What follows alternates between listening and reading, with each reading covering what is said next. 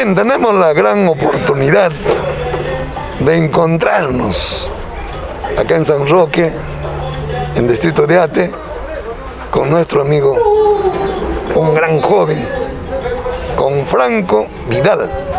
La verdad, la primera vez que nos encontramos, Franco, el que te habla Máximo Córdoba, también ya con la experiencia laboral, empresarial y luego posteriormente en el campo profesional. Y así como usted en Derecho también, le felicito, un hombre profesional. Hernando de Soto es un gran profesional economista a nivel nacional e internacional.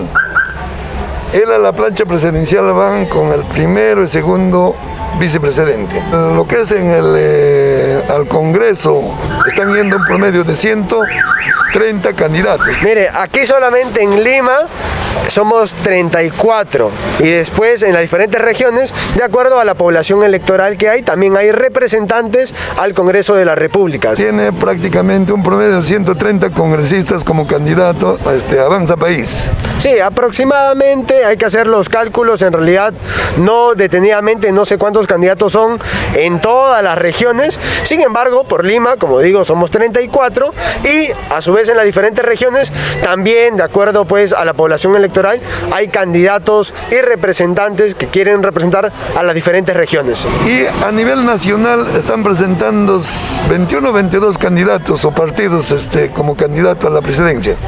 Bueno, actualmente estamos pues con distintos representantes a los candidatos presidenciales. Dentro de ellos tenemos a distintos partidos tradicionales como Acción Popular. 21 o 22 partidos. Uy, la verdad, ahí no sabría decir si es 21 o 22, sin embargo, ahora te lo respondo, ¿no? En total son 3.600 congresistas a nivel nacional. ¿Cómo? En total son 3.600 candidatos al Congreso de la República. Bueno, sí, como candidatos, qué duda cabe, hay muchísimos candidatos en las diferentes regiones. Lo que sí puedo decir es que al final de las elecciones vamos a tener solamente 130 parlamentarios, ¿no? De los cuales 34 serán de Lima. A propósito, dentro de los 3.600 candidatos va a salir 130 congresistas de los diferentes partidos de llegar a ser congresistas. ¿Estamos? Sí, correcto. De llegar a las elecciones el 11 de abril se va a poder saber, bueno, después previo conteo general, los 130 congresistas y las bancadas, cuál es el porcentaje que van a tener los distintos grupos parlamentarios, que en este caso ya serían grupos parlamentarios en el Congreso de la República. Y posteriormente a ello, pues ya se verá el tema de quiénes van a integrar la mesa directiva, la presidencia del Congreso de la República. Después de ello, ver el tema de las comisiones, las distintas comisiones, las ordinarias, extraordinarias o especiales, las de ética y las investigadoras. Son 4 tipos de comisiones que hay en el Congreso de la República. ¿Y cuántas comisiones tenemos en el Congreso? Actualmente tenemos 24 comisiones, estimado amigo. Llegamos 24 comisiones de llegar al Congreso, Franco Vidal, de llegar a ser congresista. ¿A qué comisión usted va a pertenecer? Bueno, Dios mediante y con la confianza del pueblo, ahí me gustaría presidir la Comisión de Educación, Juventud y Deporte. ¿Solo una comisión o varias comisiones representarías? Bueno, en realidad un congresista de la República puede integrar distintas comisiones. Así es. Eso es ya un tema de consenso político. Un congresista puede integrar tanto la Comisión de Educación, Juventud y Deporte Propuesta para la educación y la juventud. Bueno, y deporte. Nosotros tenemos ya 4 proyectos listos para presentar al Congreso de la República de llegar a ser electos. Excelente. Ha tocado otro punto muy importante. Necesita una educación económica, financiera, porque eso es lo que falta en el país. Sería uno de los primeros candidatos al Congreso de la República, Franco Vidal, que nos dice educación. Y yo le agrego educación económica financiera. ¿Estamos de acuerdo? Sí, correcto. Acá en el Perú muchísimos jóvenes, lamentablemente, porque no tenemos en la educación en la educación básica regular, en la currícula, educación financiera. Yo considero que sí, se podría agregar, ¿por qué no? Se puede hacer una ley que incluya la educación financiera en la educación básica regular respecto en la currícula. Así es, porque de crecer la barbería al régimen general, la gente que trabaja en la SUNAT, con el nombre de la SUNAT, lo va a liquidar, pues. Entonces, para evitar eso, en la Comisión de Educación se tendría que trabajar con la propuesta de lo que es educación económica financiera. ¿De acuerdo, Frank? ¿Cómo estamos midiendo la calidad educativa de nuestros niños, de nuestros jóvenes? ¿Y el Ejecutivo tiene el mecanismo para poder medir la calidad? Don Máximo, ¿usted sabe de algún mecanismo? No la hay. Entonces, es una gran tarea que tiene pendiente hoy por hoy el Ejecutivo para que pueda tomar cartas en el asunto y de la mano del Ministerio de Educación pueda realizar este mecanismo para poder medir hoy en plena pandemia la calidad educativa que reciben nuestros niños y jóvenes. ¿Y qué opinas a propósito de los demás candidatos, de los 130 que van a llegar? La mayoría no están hablando sobre educación económica financiera. ¿Qué opinas? Porque es la primera vez que lo estamos matizando esto. Bueno, en realidad cada candidato tiene sus prioridades legislativas, parlamentarias. Quien habla ha sido asesor en el Congreso de la República y conozco de cerca cómo es que se tiene que trabajar.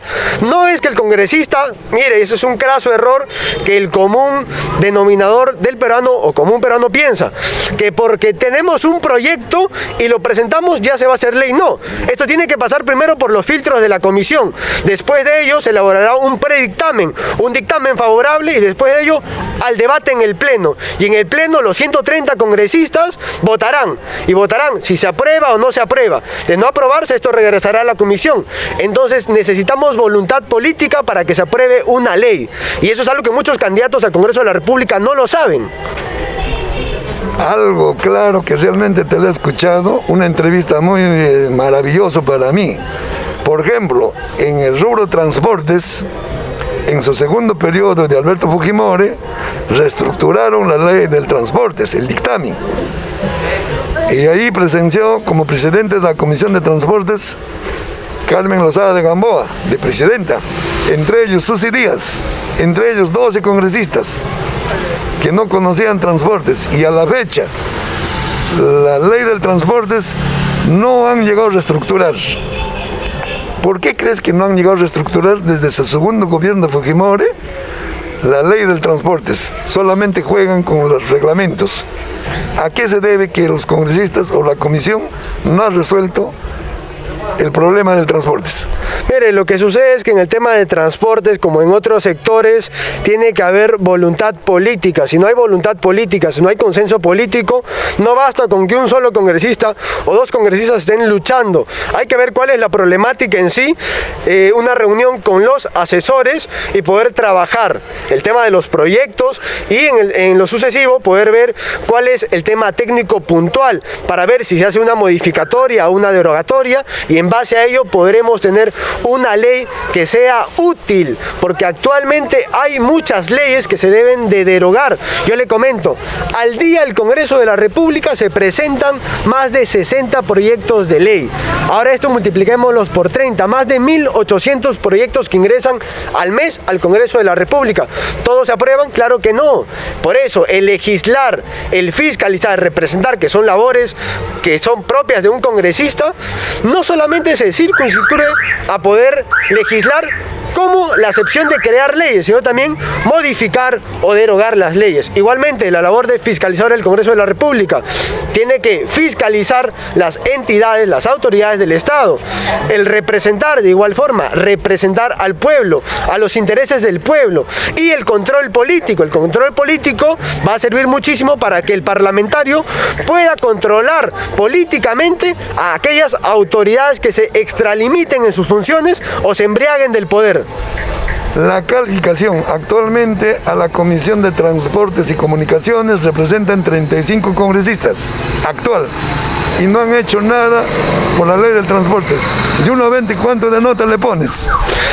Bueno, La Comisión de Transportes en realidad tiene buenos técnicos, yo conozco, muchos son mis amigos, he dejado el Congreso de la República hace poco y en realidad los asesores hacen los esfuerzos, pero como le digo, acá es voluntad política, no es el problema de uno o dos congresistas, porque no basta solamente que el presidente de la comisión, si esté de acuerdo con cierta normativa de transportes, diga, mire, esto de acá lo tenemos que aprobar. No, señores, entendamos que el Parlamento es un lugar donde se va a debatir una pluralidad de ideas y en el debate vamos a ver quién tiene la razón o quién no la tiene, quién fundamenta mejor o quién no sabe fundamentar. En ese sentido, la voluntad, el consenso político es fundamental y más aún en el Congreso de la República, que es una entidad política de naturaleza, por eso se le llama el primer Estado. Frank, con mucho respeto y con bastante claridad y transparencia, el quien le habla Máximo Córdoba conoce perfectamente lo que es transportes. Y los 35 congresistas no conocen nada de transportes, e incluso el presidente de la comisión. Y si los congresistas no conocen, los asesores están en nada. Río revuelto ganan los pescadores. ¿Qué hacemos con estos congresistas? Que acabo de decir, desde su segundo periodo de Alberto Fujimori, no han hecho nada, no han reestructurado la ley del transporte. El transporte está pasando en este momento una crisis social a nivel nacional, de Tumbes a Tacna y de toda la selva peruana. En todo rubro, el transporte es un todo. Mototaxi, servicio urbano, interurbano, carga, pasajero, avión, marítimo, fluvial. Y no se han preocupado. ¿Qué hacemos? En parte no debes de defenderle a los congresistas que la verdad no conocen de transportes. ¿Qué hacemos con congresistas que no conocen? ¿Cuál sería la medida para tomar de emergencia para solucionar el transporte? Porque el transporte es la sangre principal para el desarrollo económico del país. ¿Qué hacemos con estos, Frank Vidal? Lo que necesitamos es reactivar la economía. Claro, es un craso error del gobierno mantener encerrada a la población. El peruano lo que quiere es trabajar. Por otro lado, el congresista de la República no necesita saberse al derecho y al revés el rubro transportes. Para eso tendrá su asesor especializado en transportes y para eso la comisión tendrá un secretario técnico, tendrá asesores principal, asesor 2, que manejen transportes. El político es alguien que va a debatir ideas, pero claro, con conocimiento de causa que le brinden los técnicos.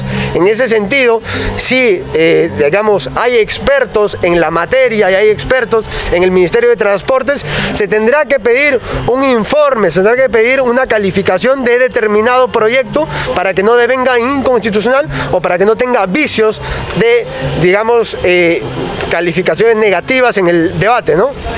Temas que conoces, pero el transporte está bien delicado.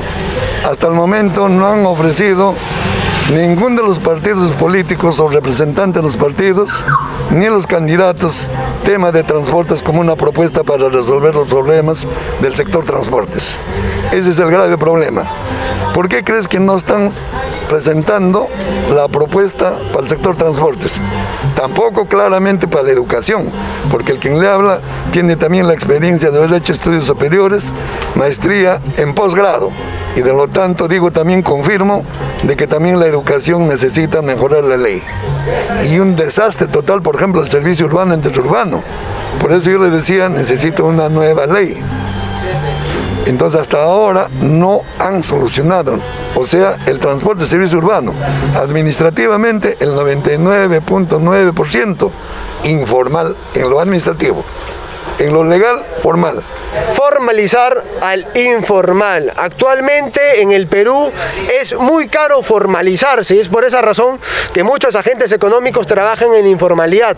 ¿Por qué? Porque muchas veces el formalizarse es más caro que sus emprendimientos. Entonces, esto sucede en los diferentes sectores, en los diferentes rubros, y lo que tenemos que hacer es simplificar los trámites burocráticos, simplificación administrativa, incentivos que le den a las personas, a los agentes económicos, la opción de formalizarse mucho más rápido y que el Estado sea alguien que, o bueno, sea un ente que pueda ser amigable con el ciudadano, de modo tal que el ciudadano prefiera formalizarse y empezar a contribuir con el Estado y tener los derechos que tienen todos los formales. ¿Qué opinas que la ley del transporte está hecho un desastre que no permite para formalizarse administrativamente? Que en el transporte lo que hay es mucha informalidad. ¿Cuántas empresas se vienen quejando a raíz de una competencia desleal de personas que empiezan a trabajar sin los permisos respectivos y eso ocasiona un caos? ¿Cuántas unidades de transporte trabajan sin SOAT? Personas que conducen un vehículo de transporte público sin licencia y eso ya acarrea diferentes sanciones administrativas. Eso no es la informalidad es que la ley del transporte está totalmente mal dada. Ya le dije que en su segundo gobierno de Fujimori han hecho el dictamen personas, congresistas que no conocen. Entonces eso no permite formalizarse en la parte administrativa. Señoras y señores, Franco Vidal como candidato al Congreso de la República.